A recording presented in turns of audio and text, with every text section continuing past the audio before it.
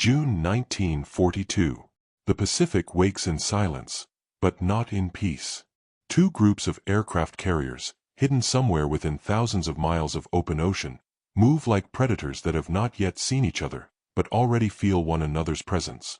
The horizon is too vast to reveal a clue. The sky is too wide to betray intent. And in this moment, every decision made on an American or Japanese flight deck shapes not only the coming battle, but the fate of an entire war. Far to the east, aboard the USS Enterprise, pilots try to sleep with their flight vests still damp with sweat.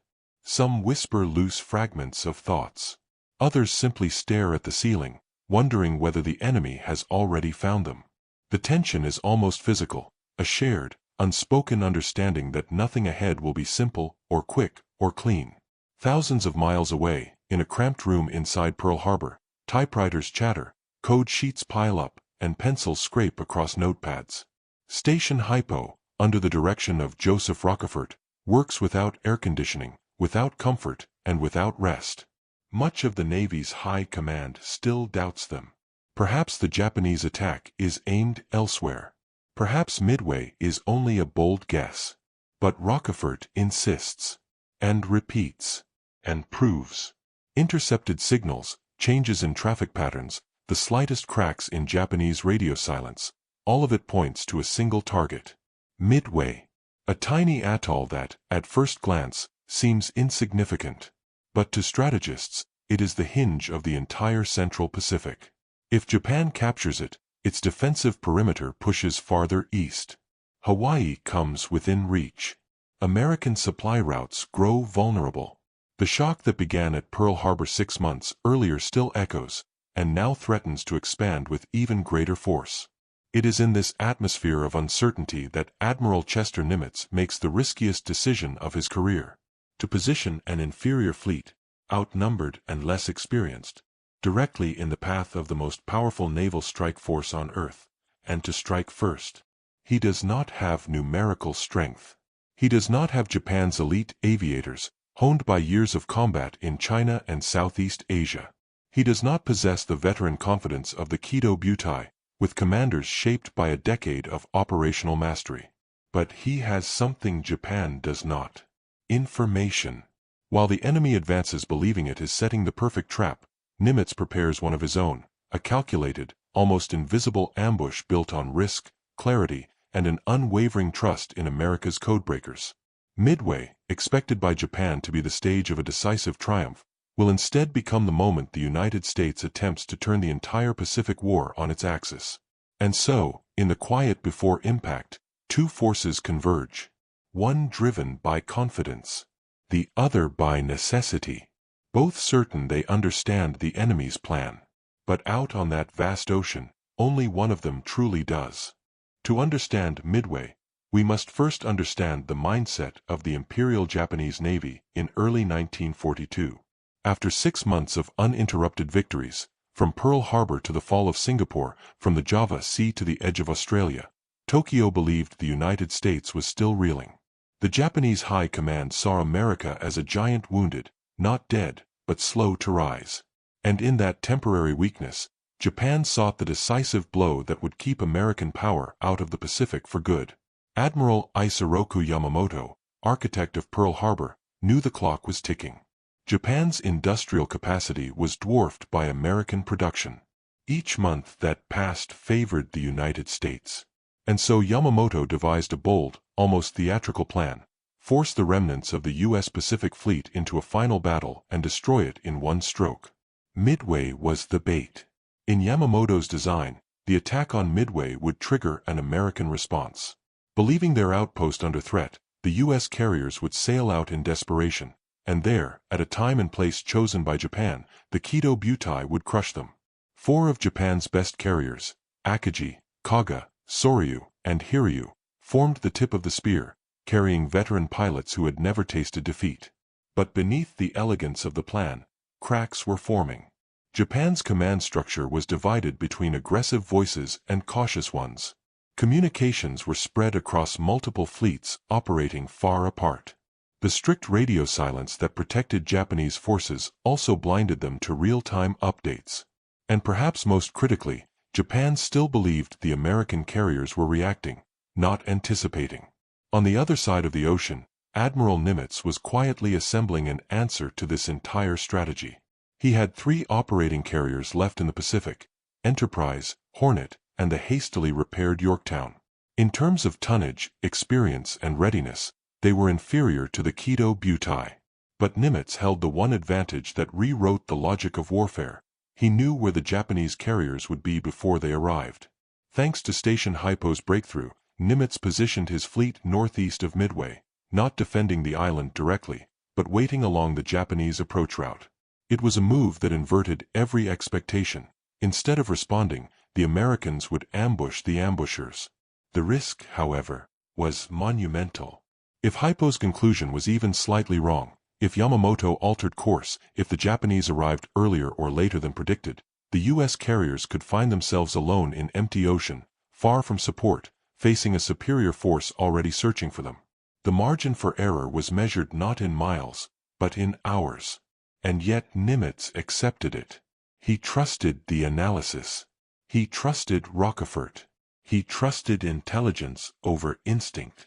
As the fleets moved toward one another, their paths invisible from the surface, the mood aboard the American carriers shifted into a strange mixture of calm and anticipation. Mechanics tightened bolts on bomb racks. Armorers checked fuses twice. Pilots rehearsed attack formations in their minds. Chaplains walked the hangar decks with quiet purpose. Everyone understood what Midway represented. The first time since Pearl Harbor that the United States would stand not in retreat, but in challenge. And somewhere on the bridge of the Enterprise, a young officer noted in his log the date, the course, and the wind, unaware that these small entries would mark the beginning of one of the most consequential naval confrontations in human history. Soon, reconnaissance planes would go up. Soon, the ocean would no longer be empty. Soon, the trap would spring. Dawn breaks on June 3rd, and for a brief moment the Pacific seems almost gentle. Low clouds drift across the horizon. Swells rise and fall with rhythmic patience. From the flight decks of Enterprise, Hornet, and Yorktown, the world looks deceptively peaceful, as if the ocean itself is unaware that 2 carrier forces are closing in on one another with lethal intent. The American carriers are spread deliberately, not clustered, creating a flexible arc northeast of Midway. Each ship maintains radio silence, communicating only through flag signals or short, coded flashes of light. Every movement is deliberate, calculated, and rooted in the assumption that Japanese scouts might be watching. Below deck, the hangars are alive with preparation.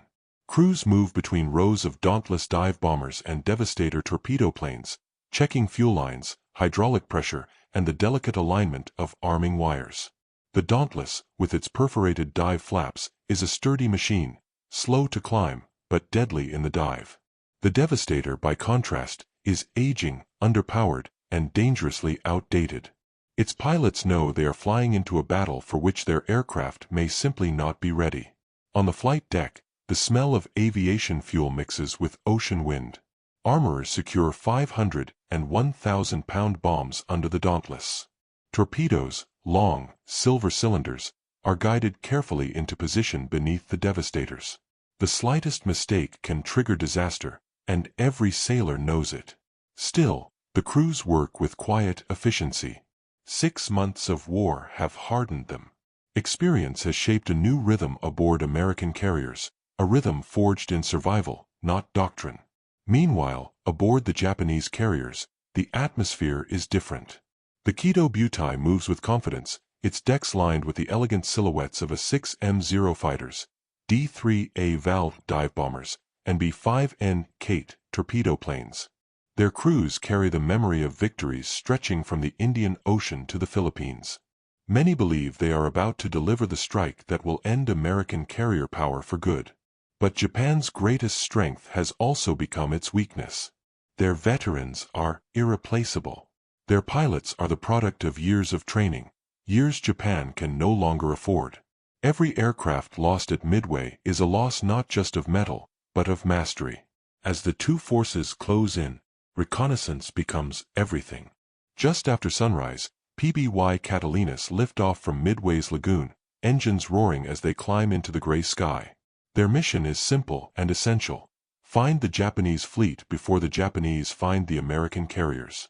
The Catalinas fly long, lonely arcs across the ocean, enduring turbulence, monotony, and the constant threat of interception.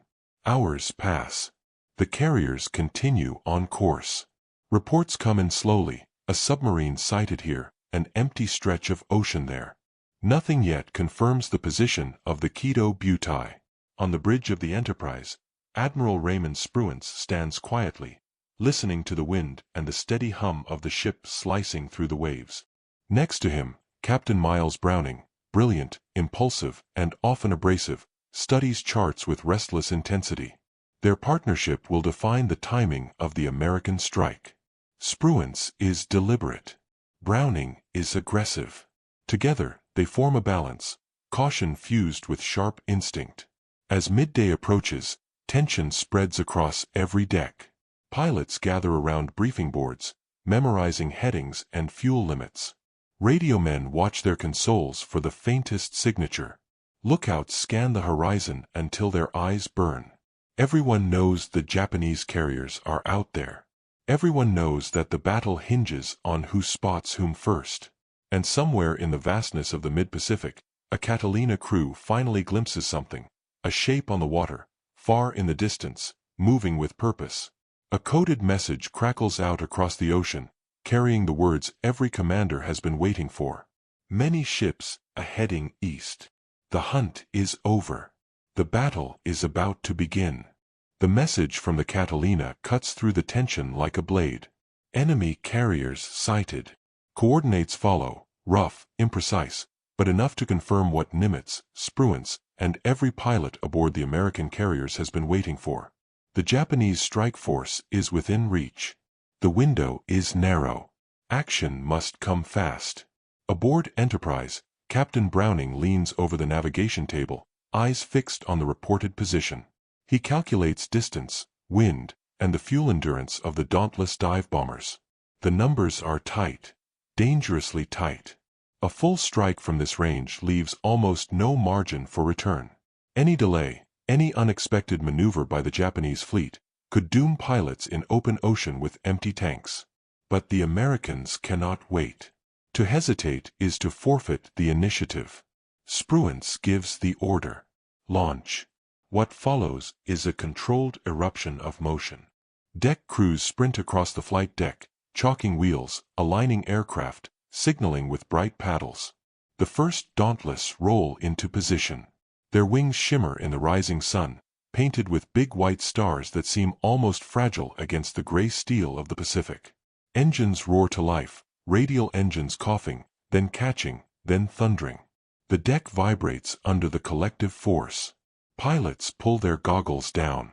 Radio men secure headsets. Gunners check their .30 caliber tailguns, feeling the metal rattle beneath their hands. One by one, aircraft inch toward the bow. The wind builds. The ocean ahead stretches into a vast, indifferent plain. A signalman raises his flags. Drops them. The first Dauntless leaps off the deck, dipping for a moment before catching lift. Another follows. And another.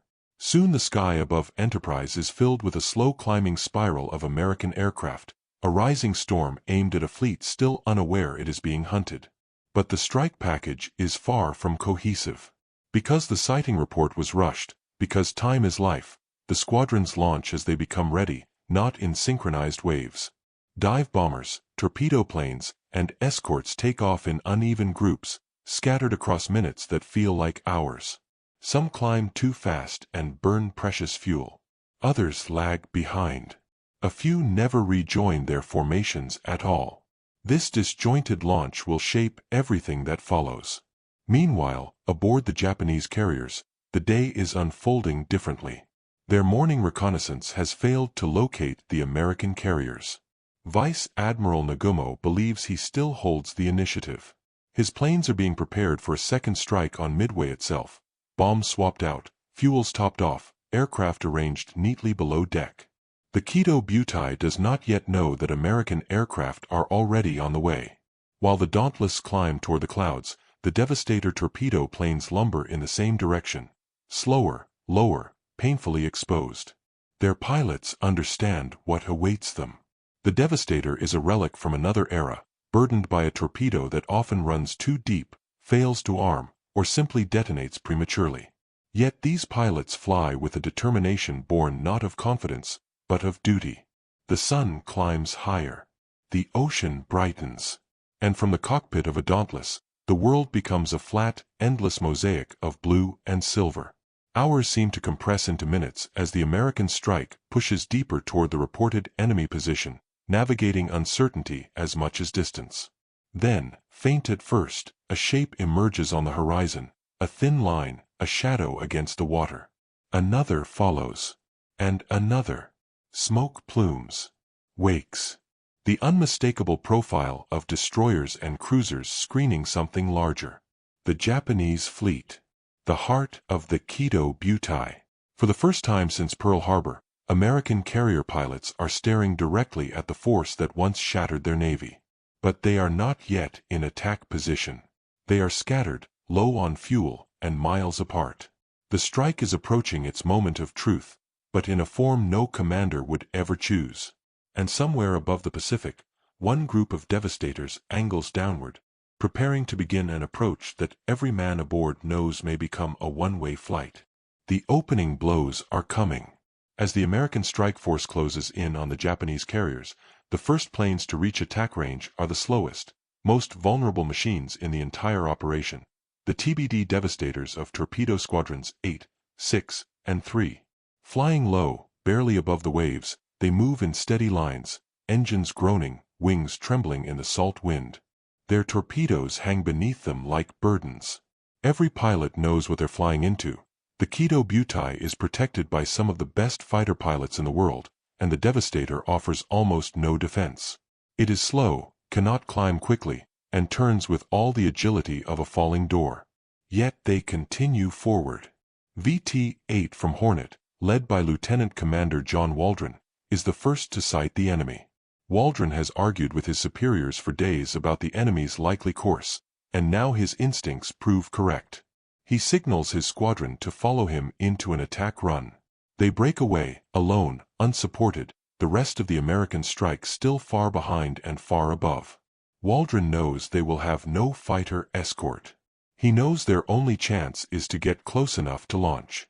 He knows the odds are unacceptable, but he goes anyway. The Japanese fleet spots them almost immediately. Lookouts shout warnings. A wave of Zero fighters peels off from combat air patrol, diving toward the incoming Devastators with ruthless efficiency. The sky erupts. Machine gun tracers slice through the air.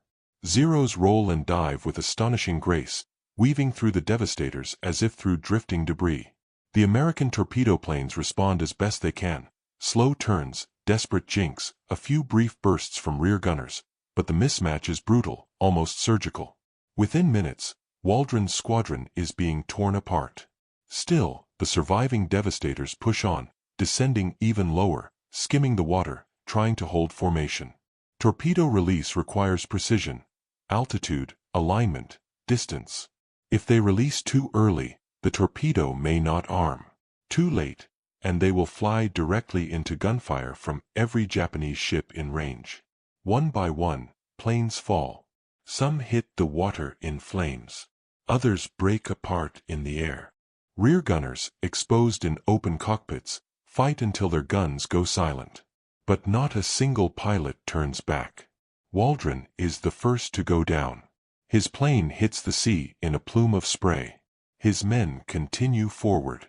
Of the 15 aircraft that began the run, none will return. Their torpedoes miss, or fail, or never get released. Yet their attack forces the Japanese carriers into a frenzied defensive pattern. Captains order maximum evasive speed. Carriers swing aggressively into the wind, decks cleared, formations broken, Zeros dragged downward to intercept low-flying threats.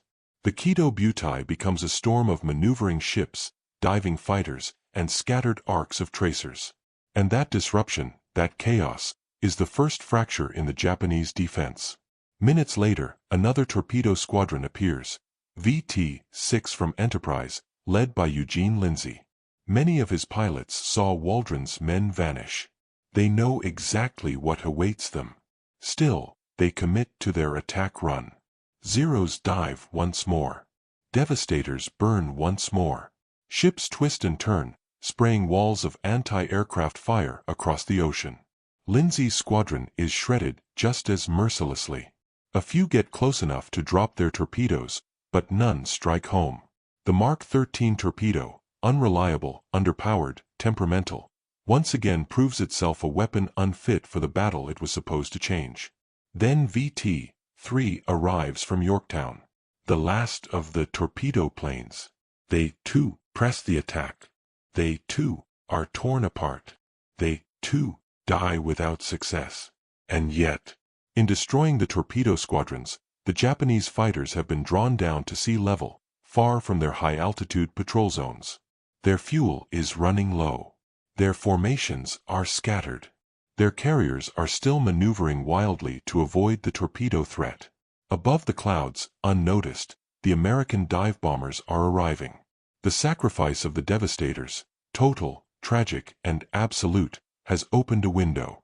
A narrow, fleeting, unimaginable window. The kind that changes wars. High above the chaos, in a sky layered with broken clouds and drifting shadows, the dauntless dive bombers of Enterprise and Yorktown search for the Japanese fleet. They have been flying for hours. Fuel is low. Formations are scattered. Some pilots fear they may have missed the enemy entirely. Then, almost by accident, the clouds open. Lieutenant Commander Clarence McCluskey, leading the Enterprise group, scans the ocean below. 4 miles, the water is empty, just light, wind, and distance. Many of his pilots are already calculating ditching procedures. A few debate whether to turn back. And then McCluskey sees something. A lone Japanese destroyer, the Erasure, racing at full speed across the waves. Destroyers do not run alone. Not like this. Not at this speed. Not in this direction. McCluskey senses the truth instantly. The Erasure is rushing to rejoin the main fleet after depth charging an American submarine. It is a beacon pointing directly at the carriers. He turns his Dauntless toward the destroyer's wake, a white arrow carved into the ocean, and signals the entire formation to follow. It is the single most important decision of his life. Minutes later, the clouds thin, and the ocean below stops being empty. 3 Japanese carriers come into view at once: Kaga, Akagi, and Soryu. Their decks are cluttered with refueling lines, bombs, torpedoes, and aircraft being prepared for a second strike. The timing is catastrophic for Japan. The torpedo squadron's attacks have forced constant evasive maneuvers, leaving flight decks half reset, weapons exposed, and operations disrupted. McCluskey's heart pounds. Below him lies the greatest target any naval aviator of his era could hope to see. He gives the order. Attack. The dauntless dive bombers peel off, one after another, tipping forward into near-vertical descents. Wind howls across canopies. Dive brakes screech open. G-forces press pilots into their seats as altimeters unwind at terrifying speed. Through the dive, the carriers grow larger, their red sun emblems sharpening with every passing second. Anti-aircraft guns erupt from every Japanese ship. Black blossoms of flak burst in the sky. Zero fighters, caught at low altitude by the torpedo attacks, scramble upward but cannot climb fast enough to intercept. For the first time in the entire Pacific War, the Kido Butai is exposed. The Dauntless of Scouting Squadron 6 and Bombing Squadron 6 bear down on the Kaga. In seconds, confusion spreads among the attackers. Too many planes aim for the same target. Pilots shout into radios, but the dive is already committed. There is no time to reorganize. The Kaga grows enormous in the sight picture.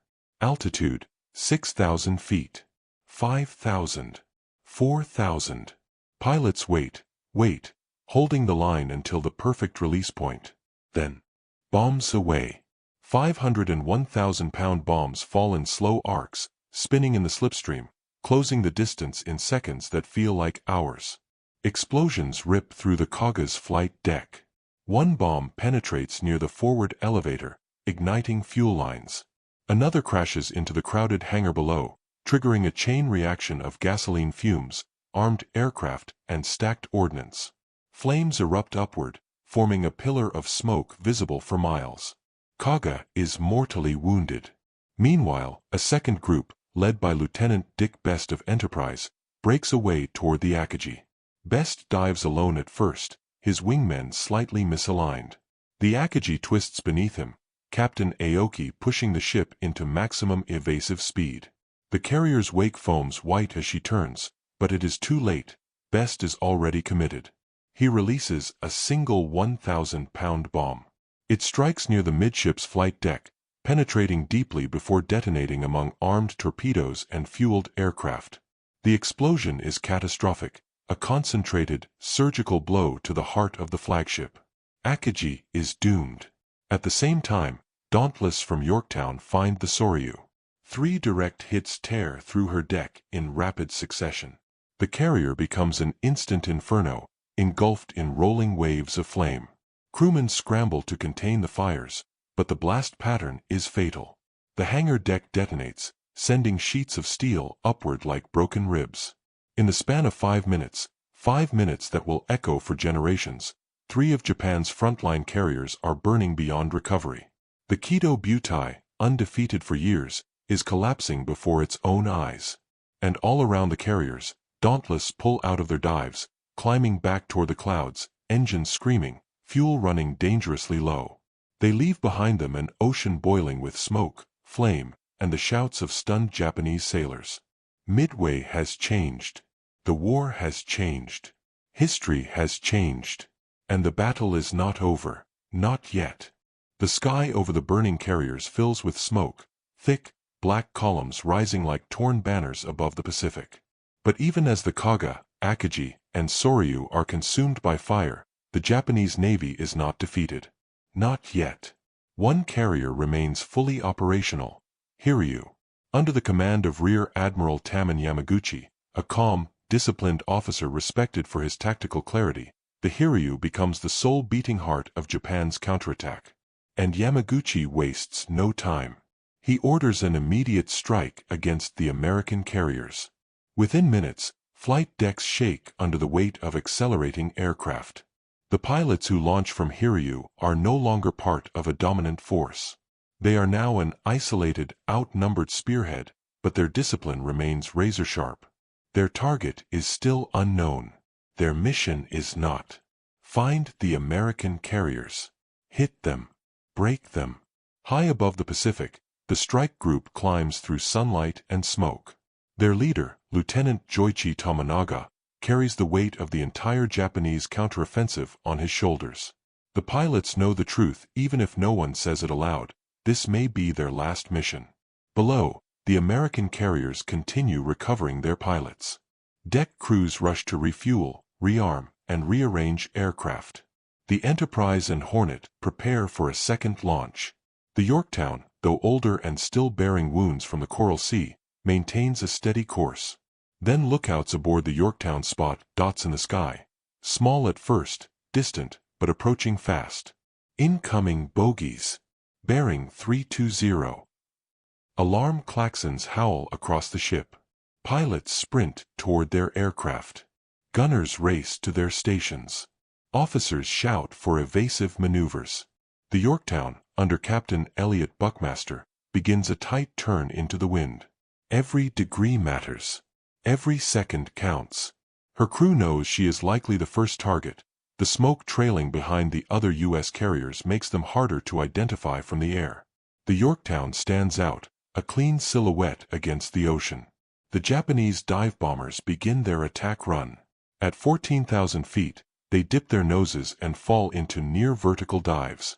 The shriek of the dive is unmistakable, a piercing scream that cuts through wind, steel, and nerves. Anti-aircraft guns erupt from every corner of the Yorktown. Shells burst around the attackers, throwing shrapnel and smoke into their path. But the Japanese pilots press downward, unwavering. The first bomb hits near the forward elevator. A ball of fire surges upward. The deck shudders violently. Men are thrown to their knees. Smoke pours through the ship's interior as fire crews scramble to contain spreading flames. Seconds later, a second bomb slams into the flight deck. Another explosion tears through the bow. The carrier lists slightly, groaning like a wounded animal. Yet the Yorktown does not die. Damage control teams move with precision that borders on impossible. Fires are isolated and drowned. Power is rerouted. Engineers stabilize the boilers. Within minutes, astonishing minutes, the ship is back to launching fighters. From the bridge, Buckmaster watches the damage reports come in with grim determination. Yorktown, against all logic, is still fighting. But Hiryu is not done. A second wave of Japanese torpedo bombers arrives, skimming low over the waves. They fly directly into a wall of American fire, tracers whipping past, shells detonating, wildcats diving in to intercept. Many attackers fall. A few break through. 2 torpedoes strike Yorktown's port side. The explosions are massive. The ship lurches violently, water surging into compartments. Engines falter. Electrical systems flicker. This time, the damage is crushing. Buckmaster gives the order to abandon ship. The crew begins an orderly evacuation, lifeboats hitting the water as sailors slide down ropes into the waves. They look back at the ship with disbelief. She had survived the Coral Sea, and almost survived Midway. But even sinking, Yorktown has bought precious time. All the while, the Americans aboard Enterprise and Hornet watch the smoke rising from their sister ship, and they understand the significance of her sacrifice. The Yorktown has absorbed every blow that Hiryu could deliver. Now, the Americans know exactly where Japan's last carrier is. And they are preparing to answer. The tide has shifted.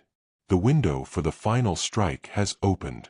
And the fate of the Hiryu is already sealed, though no one yet can see it. The smoke rising from Yorktown still hangs over the Pacific when the counterstrike begins to assemble aboard Enterprise. The situation is now clear. 3 Japanese carriers are burning, but one, Hiryu, remains afloat, dangerous and aggressive. She has already sent 2 punishing waves against the Americans. She will send a third if allowed.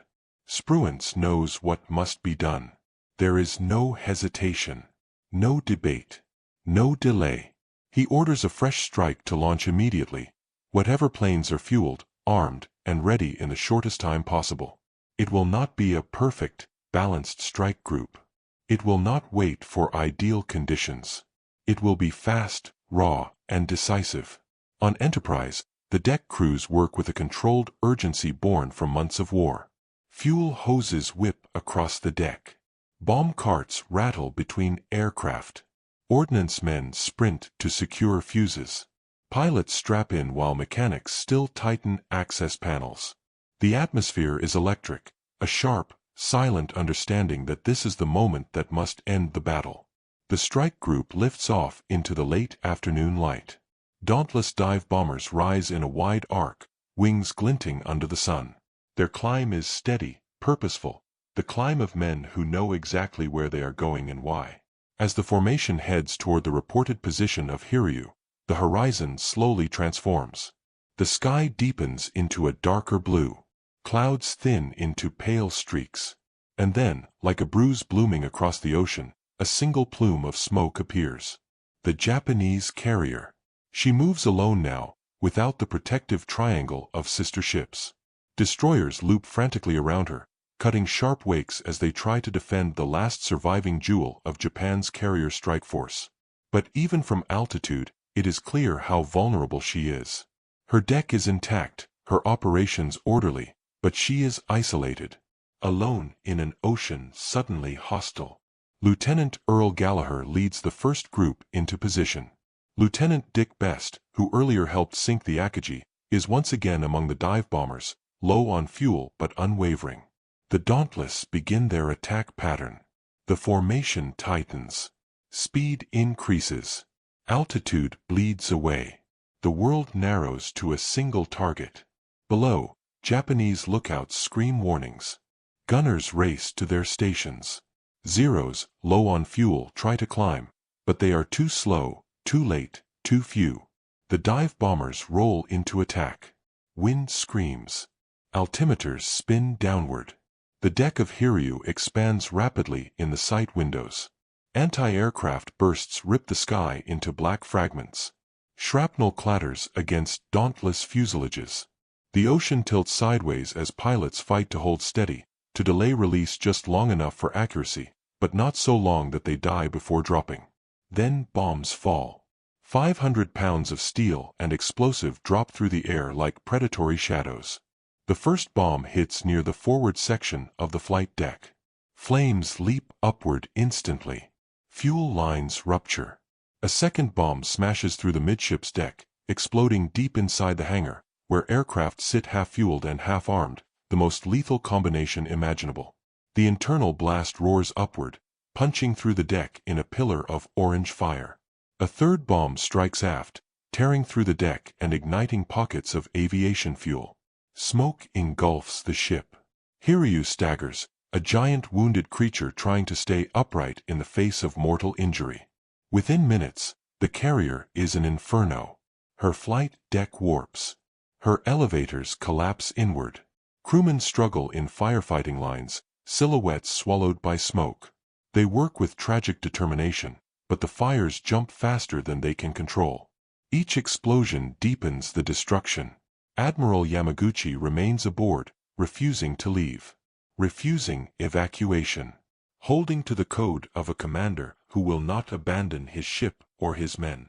As the sun sinks toward the horizon, the flames glow brighter, turning the sky a deep, molten red. Hiryu, once the last hope of the Japanese counterattack, now burns alone, a bright, dying star on the darkening ocean. The Dauntless climb away, fuel near empty, pilots exhausted. But they know what they have accomplished. The final carrier of the Kido Butai is destroyed. The striking arm of Japan's navy, the force that shattered Pearl Harbor and dominated the Pacific, is gone. And as the American pilots head back toward their carriers, the Battle of Midway shifts from desperate struggle to inevitable victory. Night settles slowly over the central Pacific, spreading a deep blue haze across the water. The fires that consume the Japanese carriers still burn brightly, their glow reflecting off low clouds like distant storms. Even from miles away, American sailors can see the orange flicker on the horizon, a reminder of the day's violent transformation. But Midway is not finished. The night brings its own dangers, its own uncertainties, its own tests of resolve. Aboard Enterprise, the hangar decks hum with frantic activity. Mechanics swarm over returning Dauntless, some of them riddled with holes, others leaking fuel, others limping home on failing engines. Several land with the help of the crash barriers. A few run out of fuel moments after touching down. One simply doesn't make it, gliding into the dark sea just short of the carrier, its pilot rescued in minutes by a waiting destroyer. Flight crews work by red lamplight, shadows stretching across tools, cables, and bomb racks. The deck vibrates constantly, a pulse of machinery, ocean, and exhaustion. No one speaks loudly. No one wastes movement.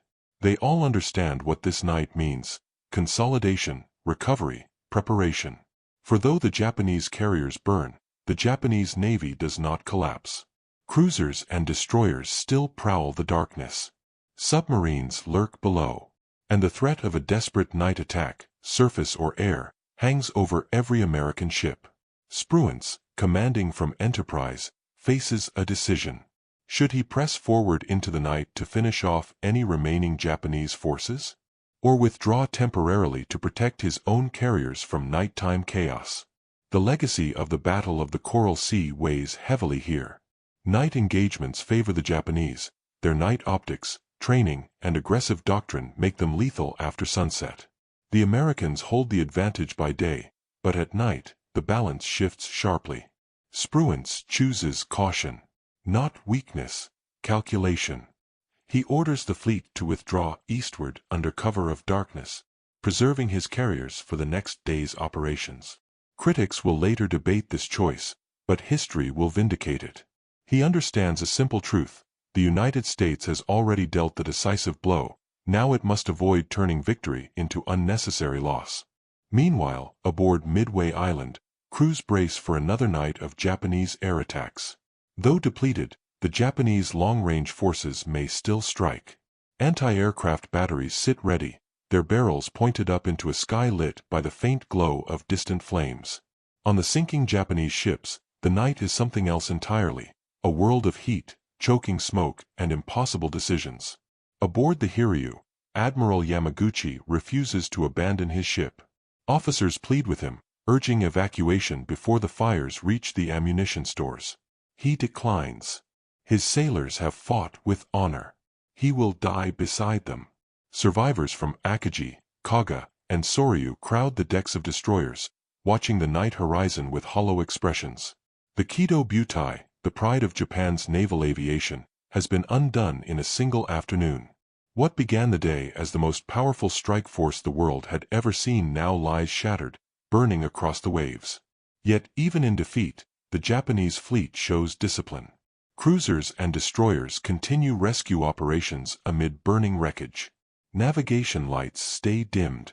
Engines thrum quietly as the fleet slips into darkness. Across the ocean, American pilots rest in their bunks, though rest is a generous word. Many stare at the ceiling, replaying dives, explosions, and the sight of carriers erupting into fire. A few write brief notes in journals. Some simply fall asleep where they stand. Above them all, the night sky remains indifferent, a vast, star-filled dome stretching over ships, wrecks, life rafts, and drifting debris. The first day of the Battle of Midway has ended. But the outcome is not fully sealed. The morning will bring new searches, new dangers, and a final reckoning for what remains of the Japanese fleet. Dawn will decide how the story ends. The first light of June 5th creeps over the Pacific like a slow, cautious observer. Faint streaks of pink and gold spread across a sky that only hours earlier echoed with fire. The waters are calm again, deceptively calm, as if trying to erase the violence of the previous day. But the men aboard the American carriers wake with a clear understanding. Midway is not yet over. There are still enemy ships at sea, still threats unaccounted for, still decisions to be made. On Enterprise, Admiral Spruance stands on the bridge before sunrise, binoculars in hand, scanning a horizon that hides as much as it reveals. He knows that the destruction of 3 Japanese carriers, and the crippling of the 4th, is decisive, historically decisive, but he also knows that Japanese cruisers, destroyers, and perhaps battleships may attempt to counterstroke. Japan may still try to salvage honor by inflicting one final wound. As the sky brightens, Spruance orders reconnaissance flights launched immediately. Dauntless scouts climb into the morning air, engines rumbling as they rise through scattered clouds. These missions are not glamorous. They are not dramatic. But they are vital. Find what's left, Spruance says, and finish it. The ocean beneath the scouts is a graveyard of the previous day's chaos. Patches of oil slick drift like black mirrors on the water. Charred debris floats in clusters. Occasionally, a life raft appears, survivors of the Japanese carriers, silently watching the sky, waiting for rescue that may never come. Hours pass. One report arrives, empty sea. Another, more debris. A third, a faint sighting. Eventually, a scout plane radios in coordinates. Japanese ships detected. A crippled force, retreating west. The remnants include the cruiser Mikuma, her hull scarred by a collision the night before, and the cruiser Mogami, damaged but afloat. Destroyers escort them, their wakes cutting narrow scars across the sea. Spruance prepares a new strike. The Enterprise and Hornet, though low on aircraft and exhausted in every sense, ready their Dauntless once more. Mechanics work with aching hands. Pilots eat in silence, trying to calm nerves that have not calmed since dawn the previous day. The smell of oil and burned rubber still lingers across the deck. Fuel levels are checked. Bomb racks loaded. Dive flaps inspected. Radiomen test their sets again and again. When the order comes to launch, the deck crews move like shadows across the flight deck, guiding the Dauntless into position. Engines roar alive, forming a chorus of mechanical determination. The strike group ascends into a sky that is brighter now, clearer, and strangely peaceful. It is almost unsettling, the contrast between the serenity of the morning and the violence to come. As they approach the reported Japanese position, the ocean begins to shift subtly in color. A faint smoke trail appears. A dark shape. Then, another. The surviving Japanese cruisers, Mogami and Mikuma, materialize on the horizon. From altitude, they look almost elegant, sleek profiles cutting through the water with disciplined precision. But the Dauntless pilots know better. These ships carry long-range torpedoes capable of devastating an American carrier. Their guns can reach high into the sky. And even damaged, they remain dangerous. The Americans dive. Once again, the world tilts downward into a shrieking descent. Air rushes past canopies. The ocean surges upward. The cruisers grow rapidly in the bomb sights. Anti-aircraft fire blossoms from their decks, angry bursts of black smoke and steel. Bombs fall. Direct hits slam into the Mikuma, exploding near her forward engine rooms and amidships. A massive fireball erupts, sending smoke spiraling thousands of feet into the air. Secondary explosions ripple across her deck, igniting fuel and tearing open her hull. Another wave hits the Mogami, shattering her stern and leaving her trailing smoke as she struggles to maintain speed. The Japanese sailors respond with discipline, damage control teams racing across their burning decks, hoses spraying seawater into roaring flames. But the inferno grows too fast. The Mikuma, broken and burning bow to stern, begins to slow, then list, then sink into the Pacific, taking hundreds of men with her. The American bombers pull up, climbing back toward the safety of the clouds. From above, the scene is stark, almost surreal. A single cruiser dying in a pool of fire and black water, another limping west, and the Pacific stretching endlessly around them. The final blow has been struck. The last major Japanese surface force in the Midway area is broken. As the pilots return to Enterprise, low on fuel but heavy with the weight of what they've seen, the truth becomes undeniable. Midway is not merely a victory, it is a turning point. The Japanese Navy will never again mount an offensive of similar scale. The initiative has passed to the United States. And the Pacific War has changed forever. The smoke from Mikuma's sinking drifts slowly across the Pacific, mixing with sunlight and salt spray. As the American strike group returns to their carriers, fatigue settles over every deck like a second layer of clothing. For the first time in 2 days, the tempo of combat slows. Engines quiet. Damage teams stand down. Pilots stagger toward the ready rooms, collapsing into seats with exhaustion carved into their faces. But even in this rare moment of stillness, the strategic consequences of Midway begin unfolding, not in sudden triumph, but in a deep, almost solemn awareness. The Imperial Japanese Navy has lost its offensive power. Aboard Enterprise, Admiral Spruance studies the reports spread across the chart table. 4 Japanese carriers destroyed. 1 cruiser sunk, another crippled. Hundreds of pilots, the irreplaceable core of the Kido Butai, gone. The most experienced naval aviators Japan possessed have perished in a single battle. This reality reverberates far beyond the Pacific. Japan's industrial weakness is exposed. For years, Japan built elite aviators through long, intensive training. A single carrier air group could take nearly a decade to form. With their best pilots lost, Japan cannot replenish them quickly, or at all.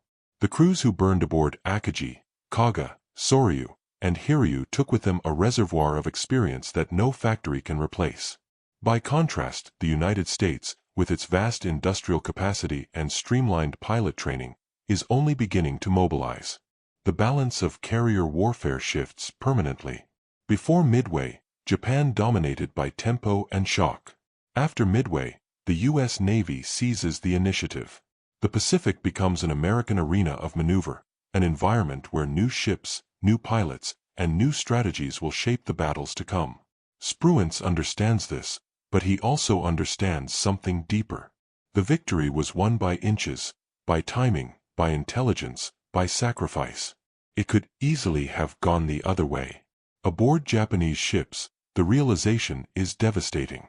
In the days that follow, the surviving destroyers and cruisers limp toward safer waters, carrying burned sailors, wounded officers, and the shattered fragments of a carrier fleet once hailed as unstoppable. Rumors spread quickly. Akagi gone.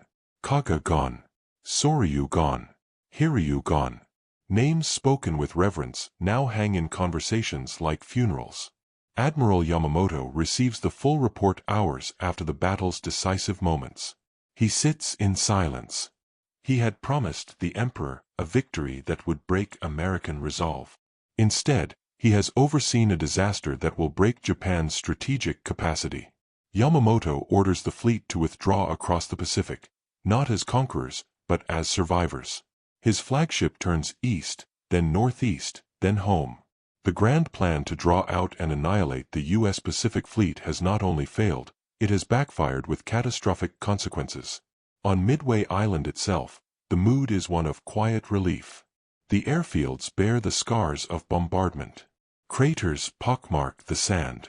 Blackened remains of Japanese aircraft lie scattered across the coral.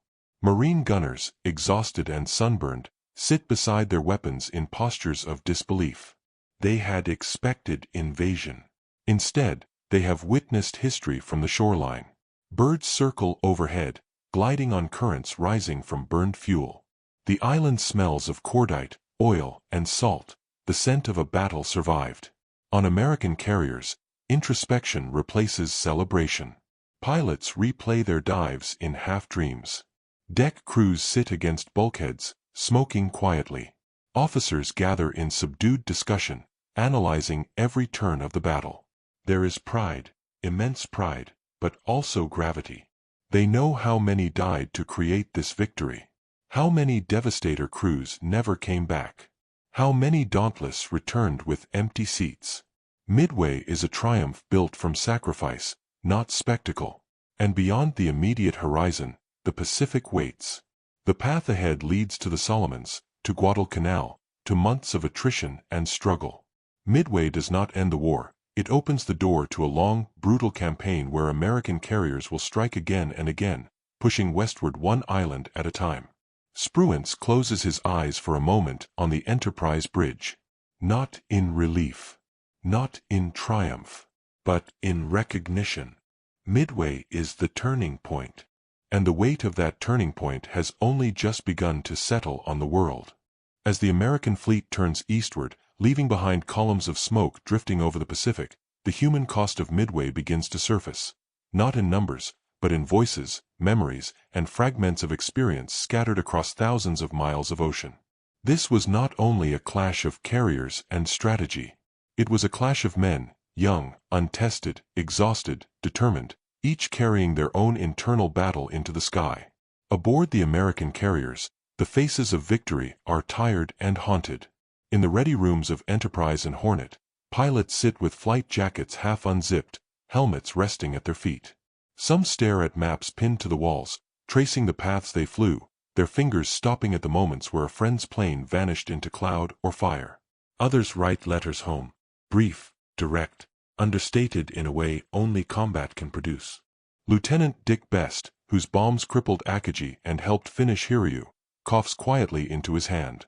He shrugs off the tightness in his chest, unaware that inhaled fumes from his dive will end his flying career within days. He says nothing. He simply cleans his flight goggles and prepares for the next mission. Nearby, a young Dauntless gunner recounts seeing the torpedo planes of VT-8 vanish one by one. They kept going, he repeats. Even when they had no chance, they kept going. No one responds. They don't need to. In the ship's infirmaries, the aftermath is quieter still. Medics move between rows of wounded aviators, men burned, battered, shaken from crash landings and emergency ditchings. The infirmary lights flicker as the ship lists gently in the evening swell. A corpsman bandages the arm of a gunner who bailed out minutes before his aircraft exploded. The young man apologizes for not hitting anything. The corpsman tells him survival is enough. In a corner, a pilot who spent a night drifting in the sea lies wrapped in blankets, his lips still blue from exposure. He speaks in fragments, describing the glow of burning carriers on the horizon, the sound of distant explosions echoing over open water. Across the ocean, aboard Japanese destroyers, the emotional weight is just as heavy, but infused with shock. Survivors of Akagi, Soryu, Kaga, and Hiryu line the decks, many still covered in oil or carrying burns that sting with every breath of wind. Some sit in silence, staring at the flames of their carriers disappearing into the dawn. Others speak in low voices, describing the final moments aboard their ships: exploding fuel lines, collapsing hangar decks, aircraft turning into molten metal. One pilot, rescued after ditching near Hiryu, clutches a battered flight helmet in his hands. He says only one sentence: "We trained for years, and it was over in minutes." Another sailor, wrapped in a blanket, remembers Admiral Yamaguchi's refusal to abandon ship. His voice trembles when he recalls the admiral bowing one last time before disappearing into the flames with his captain. The Japanese survivors are not broken, but they are changed. The aura of invincibility that surrounded the Kido Butai has been pierced. In Washington and Tokyo, the emotional echoes take different forms. News of the victory is received in Washington with restrained optimism. Military leaders understand the magnitude of what has happened, but they also know the war ahead will be long and brutal. There is no celebration, only a quiet, heavy sense that the impossible has happened. In Tokyo, the mood is darker. Censorship suppresses the full details, but whispers move through the naval community. Officers speak in hushed tones about 4 carriers lost, about aircrews gone forever, about Admiral Yamamoto's growing isolation. The public is told little. But among those who understand naval warfare, the truth lands like a weight on the chest. Japan has suffered a wound that cannot be hidden. And yet, amid all this, the ocean carries its own silent testimony. Life rafts drift for days. Oil slicks stretch for miles.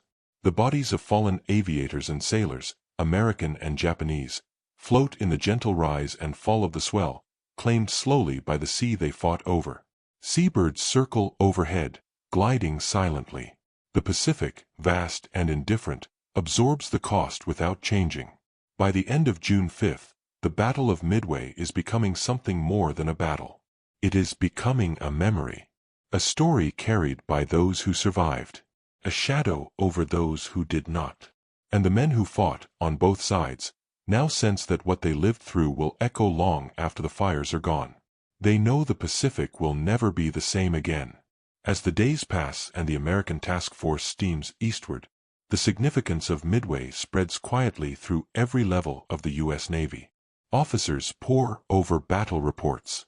Pilots reconstruct their dives on chalkboards. Engineers examine damage logs. The victory is not only celebrated, it is dissected, analyzed, understood. Because Midway is more than a triumph. It is a revelation. A turning point not just in the war, but in the very nature of naval warfare. 1. The aircraft carrier becomes the centerpiece of naval power. Before the war, many naval theorists still believed that battleships, with their massive guns, armor, and range, would remain the dominant force at sea. Pearl Harbor challenged that belief. Coral Sea tested it. But Midway destroys it forever. 4 of Japan's carriers, the core of its striking power, are gone. One American carrier, Yorktown, is lost. Battleships never fired a meaningful shot. From this moment on, admirals know. The carrier is not just important. It is the heart of naval strategy. Ships with catapults, flight decks, and hangars now define the battlefield. Fleets no longer fight by closing distance, but by projecting power hundreds of miles from their position. The ocean becomes a three-dimensional arena: surface, sky, and the vast space between. 2. Intelligence becomes as important as firepower.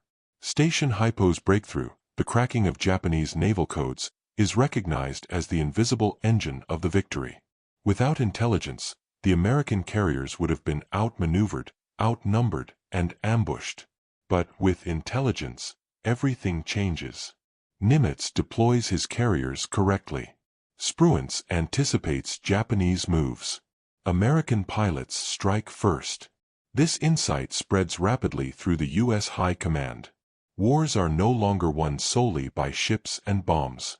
They are won through information, through the unseen battles in rooms filled with typewriters, headphones, and codebooks. 3. The importance of flexible command is validated.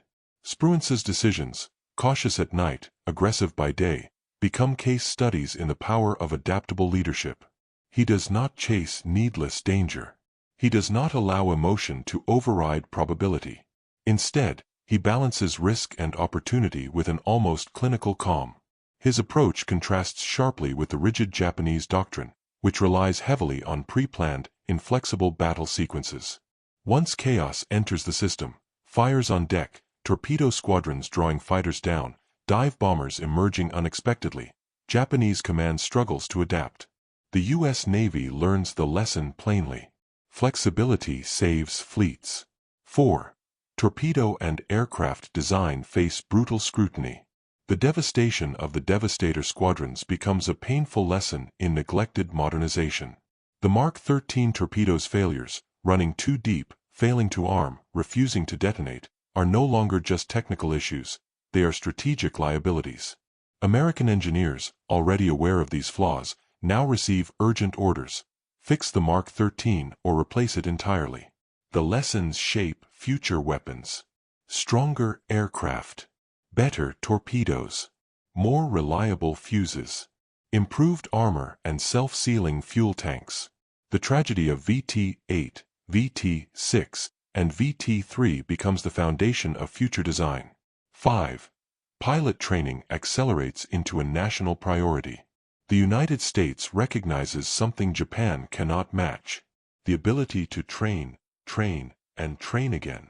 The U.S. can produce thousands of aviators a year. Japan cannot. This difference, invisible before the war, becomes glaring after Midway.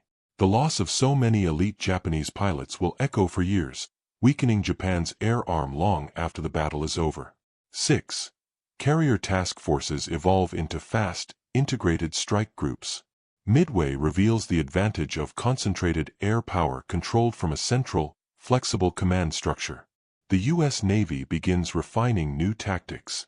Coordinated strikes from multiple decks. Better scouting networks. Use of radar for early warning. Integrated fighter direction from combat information centers. The seeds of the later fast carrier task forces, the powerful mobile groups that will dominate the Pacific from 1943 to 1945, are planted here, in the waters off Midway. By the time the fleet reaches Pearl Harbor, everything has changed. Sailors disembark not just as victors, but as witnesses to a transformation. Admirals meet behind closed doors. Engineers flood workshops with new designs. Intelligence officers receive expanded staff, new rooms, and upgraded equipment. Midway becomes a blueprint for modern naval warfare, a moment where doctrine, technology, and information align to create a new future. The era of the battleship is over. The era of the carrier, and the era of modern naval aviation has begun. The long voyage back to Pearl Harbor unfolds under quiet skies. No alarms. No incoming raids. No frantic launches or crash landings. Just the steady churn of propellers slicing through the Pacific, a rhythm that feels almost unreal after the intensity of Midway. But aboard every American ship, the atmosphere is neither celebratory nor relaxed. It is contemplative, measured, heavy with understanding. The men know they are returning not as the battered survivors who left days earlier, but as participants in something historic. They have fought in a battle that will be studied for generations, a battle where decisions made in seconds altered the fate of continents. On the flight decks, silence replaces chaos. Planes that once launched in frantic waves now sit in neat rows, tied down and covered. Bullet holes have been patched.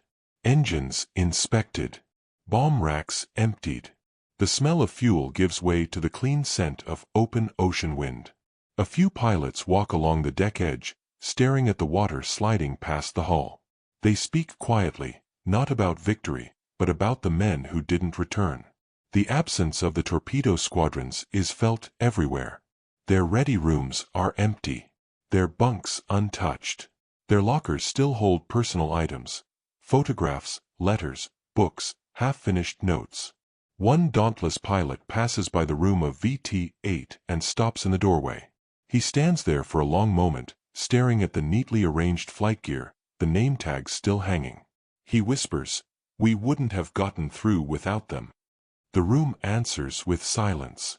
In the wardrooms, Officers review the battle with a new kind of precision. Maps are spread out again, but now with arrows pointing backward, reconstructing the flow of the battle, tracing the chain of events that led from the first Catalina sighting to the destruction of 4 Japanese carriers. Spruance joins these sessions with calm clarity. He praises the codebreakers. He highlights the sacrifices. He demands honest assessment, not flattery, not myth-making. He knows that one victory does not end a war. It guides the next one. In engineering spaces, the lessons are mechanical but profound. Damage control teams who saved the Yorktown, even if only temporarily, discuss the realities of fire, flooding, and endurance. They speak of valves that held, and ones that failed. Of bulkheads that bent but did not collapse. Of systems that kept running long after they should have. The battle has revealed not just tactical truths, but engineering truths. As the fleet approaches Pearl Harbor, word spreads ahead of them. Radio messages carry fragments of the story, but not the full weight of it.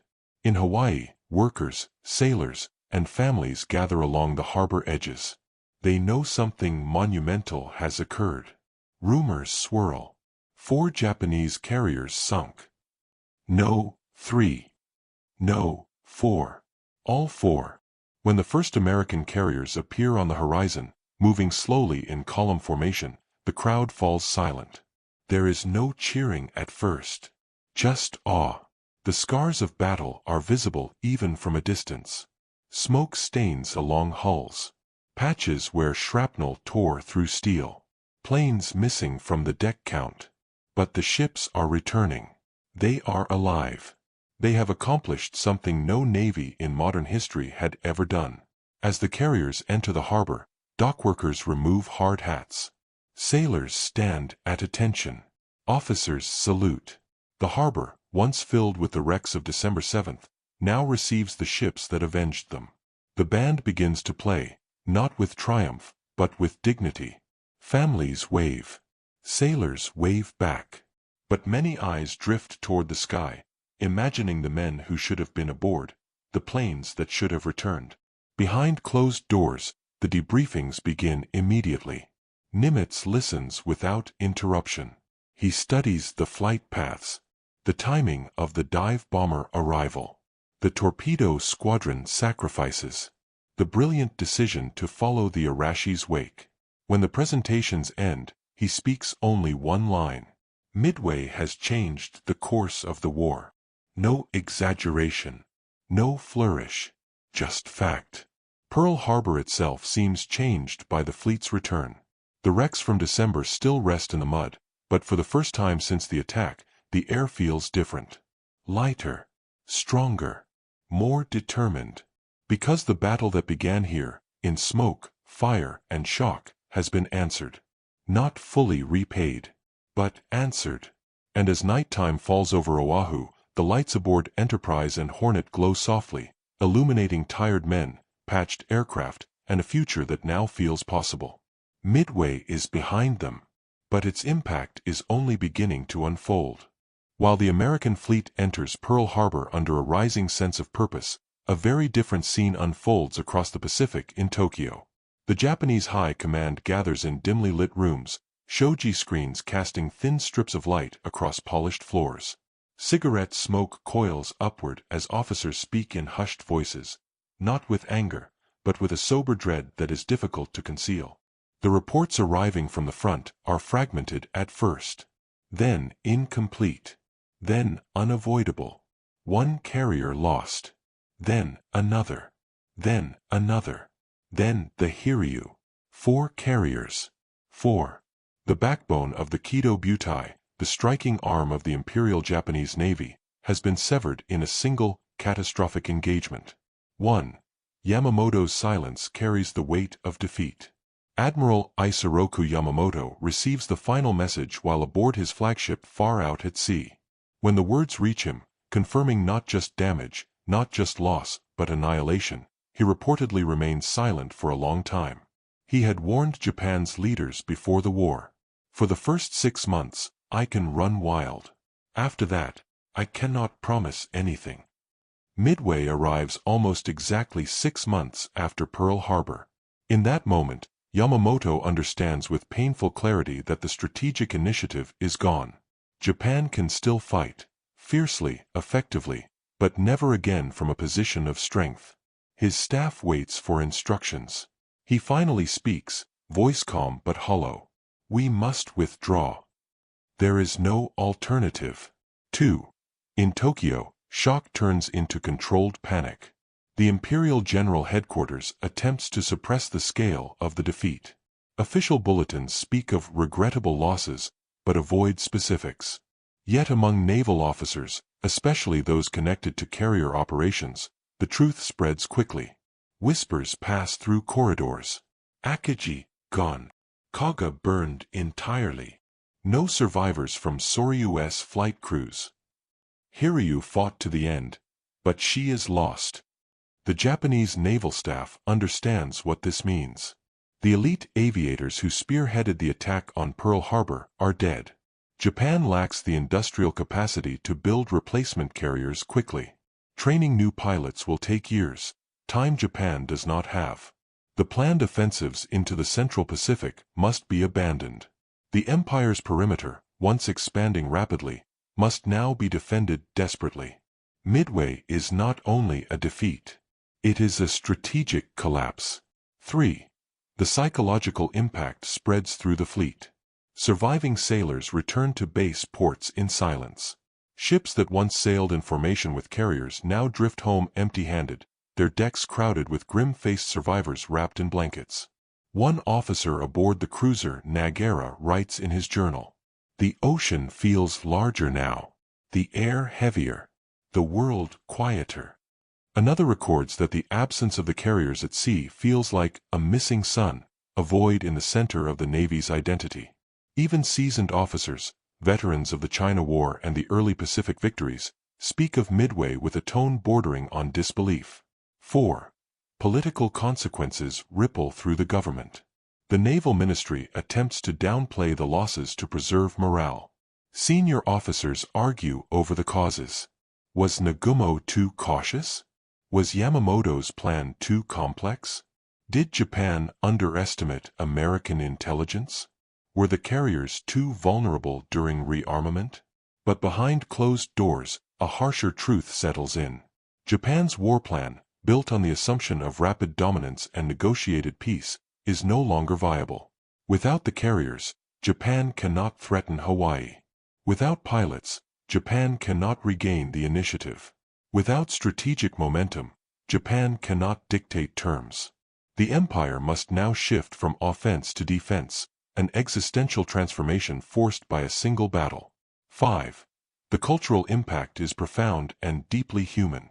In naval academies and training centers, instructors bow their heads as lists of the missing are read aloud. Entire graduating classes of elite pilots were aboard the lost carriers. Their absence creates not just a tactical gap, but a generational wound. Families receive telegrams. Many never receive remains. Mothers and fathers stare at photographs of sons who trained for years, only to perish in minutes of fire and smoke. Unlike in the United States, where Midway becomes a tale of resilience, in Japan it becomes a quiet, unspoken grief, a wound carried internally, rarely acknowledged aloud. 6. The Imperial Navy begins a reluctant transformation. Shipyards accelerate the construction of new carriers, but they cannot match American output. Training programs are expanded, but they cannot replicate the lost expertise. Defensive doctrine is revised, but it cannot erase the vulnerability exposed at Midway. Japan adapts, but always under the shadow of what was lost. By the end of June 1942, a harsh reality crystallizes across Japan. The war is no longer a campaign of expansion. It is a struggle for survival. Midway has reshaped the Japanese Navy, Japanese strategy, and the trajectory of the entire Pacific conflict. And though the empire still commands vast territories, its fate has begun to shift, quietly, irrevocably, with the sinking of 4 carriers in a battle that lasted mere hours. In the weeks following the battle, as the Pacific comms and naval movements shift to new theaters, Midway begins transforming from a tactical victory into something deeper. A story, a symbol, a turning point etched into the memory of nations. The men who fought it do not yet think in terms of legend. They think in terms of moments, split-second decisions, dives through flak, the smell of burning fuel, the faces of friends lost in the ocean spray. But history begins shaping itself around those moments. 1. For the United States, Midway becomes a story of resilience and clarity. Newspapers at first print restrained summaries. The government releases limited information, cautious about revealing intelligence breakthroughs or tactical nuances. But as details spread, cautiously at first, then more openly, the American public experiences something rare in the early war: confidence. The headlines speak of a great naval victory, but what resonates most is the idea that the tide has turned. Pearl Harbor is no longer the defining narrative. Midway replaces despair with momentum. Families scan the papers for the names of carriers. Enterprise, returned. Hornet, returned. Yorktown, lost, but not forgotten. For the first time, the public understands that the U.S. Navy, battered only months earlier, has struck a blow that seemed impossible. 2. In naval circles, the battle becomes an immediate case study. War colleges begin drafting analyses almost before the ships have finished docking. Commanders lecture on the importance of intelligence, the timing of dive bombing attacks, the vulnerability of carriers during deck rearming, the effect of sacrifice, measured not romantically, but strategically, by the torpedo squadrons. Spruance's decisions, once considered conservative by some, begin to look prescient. His restraint during the night, his patience in waiting for the right moment, his confidence in reconnaissance, all become part of a new doctrine, a new mindset. At the center of these discussions is an acknowledgement that naval warfare has shifted from steel and armor to speed, information, and air power. 3. The torpedo squadrons become the soul of the legend. VT-8, VT-6, and VT-3, their planes destroyed, their missions unsuccessful in conventional terms, become symbols of courage and duty. Their sacrifice is not portrayed with sentimentality, but with solemn respect. Historians analyze their attacks frame by frame. Their low approach forced Japanese fighters downward. Their presence disrupted carrier decks. Their sacrifice enabled the Dauntless to strike unopposed. The legend grows not from the drama of their deaths, but from the reality of what their actions accomplished.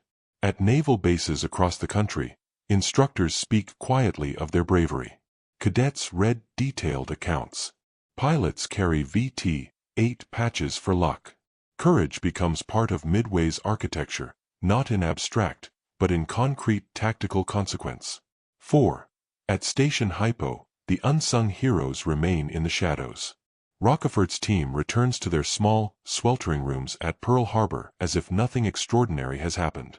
They continue decoding messages, continue analyzing frequency changes, continue working in near anonymity.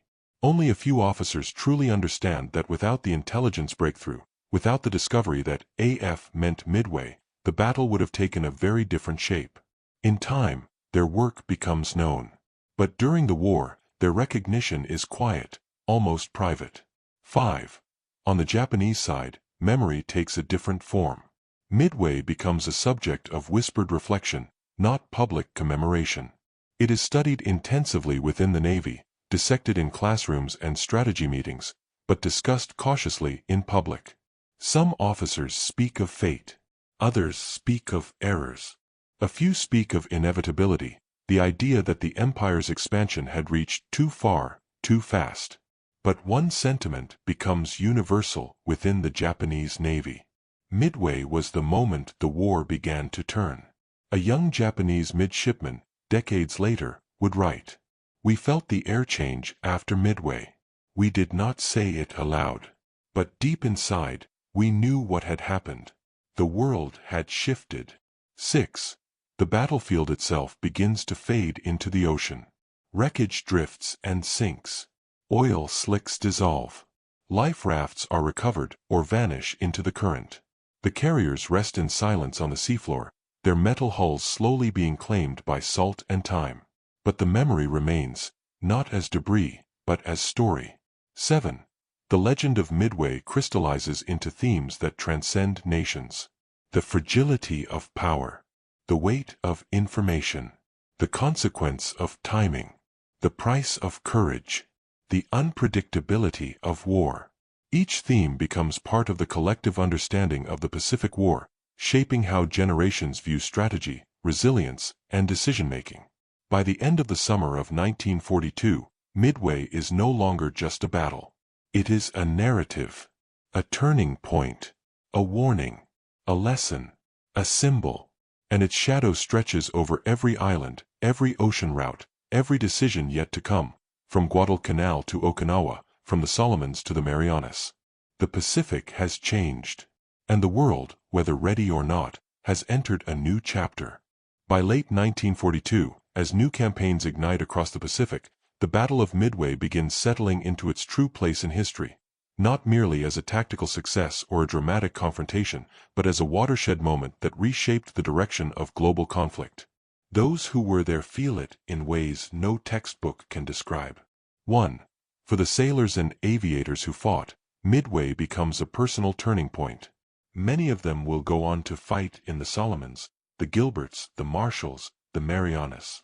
They will see more battles, more losses, more victories. But Midway remains the moment that forged their confidence. Veterans later recall that something shifted inside them after that day. They realized the Japanese Navy could be beaten. They learned that intelligence could outmatch numbers. They understood that courage, even when paired with obsolete equipment, could change the course of battle. A Dauntless pilot, interviewed decades later, put it simply: Midway was the day we stopped surviving and started winning. 2. For the U.S. Navy, Midway becomes the foundation of a new doctrine. Carrier warfare, once experimental, now becomes the standard. Tactical schools revise their entire curricula. New carriers, Essex, Intrepid, Yorktown, CV-10, are rushed through construction. Radar integration, coordinated multi-carrier strikes, and combat information centers evolve directly from lessons learned off Midway's coast. The Americans begin assembling what will become the most powerful naval aviation force in history, a force conceived not in theory, but in the fire of June 1942. 3.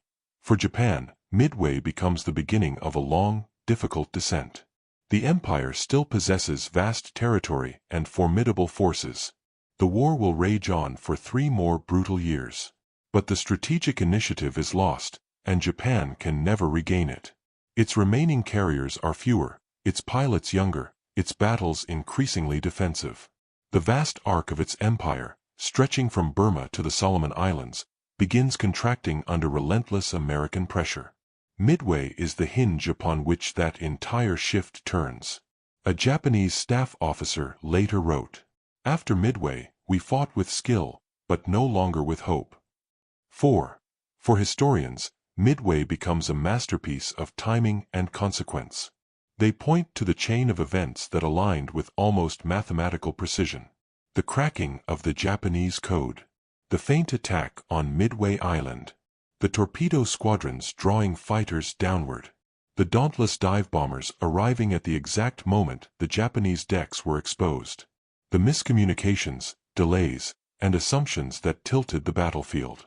Had any link in this chain broken, the battle might have ended differently. Midway stands as a reminder that history often turns not on inevitability but on fragile intersections of chance, decision, and sacrifice. 5. For the world, Midway reshapes the trajectory of the Second World War. It prevents a Japanese thrust toward Hawaii. It protects the American supply lines to Australia. It preserves the Pacific Fleet's carrier corps. It enables the counteroffensives that will sweep across the ocean over the next 3 years. Without Midway, there is no Guadalcanal campaign. Without Guadalcanal, no island-hopping strategy.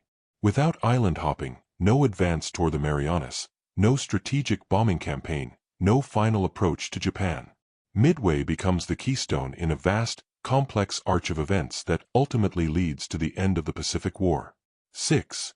And beyond strategy, Midway holds a deeper meaning, a human one. It is a story of men who flew into the teeth of danger, knowing they might not return. Of sailors who fought fires below deck, one bulkhead away from death. Of codebreakers in cramped rooms turning scraps of intercepted messages into life-or-death intelligence. Of officers making decisions under pressure that no simulation could truly replicate.